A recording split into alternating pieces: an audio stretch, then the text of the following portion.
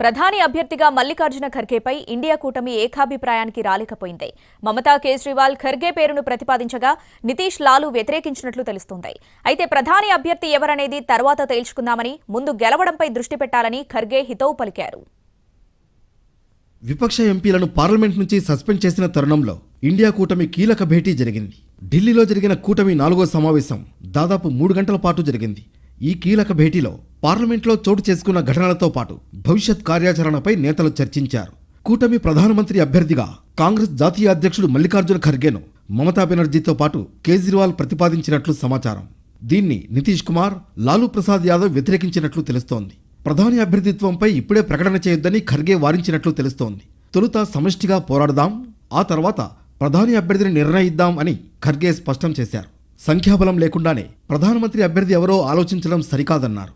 हमने पहले सभी लोग जीत के आना है, जीत के लिए क्या करना उसके बारे में हम सोचे. कौन प्राइम मिनिस्टर बनना ये बाद में की बात है. एमपीज अगर नहीं है तो प्राइम मिनिस्टर की बात करके क्या फायदा है. तो इसीलिए हम पहले अपनी संख्या बढ़ाने के लिए एक होकर सभी लोग लड़के हम मेजॉरिटी लाने की कोशिश करेंगे.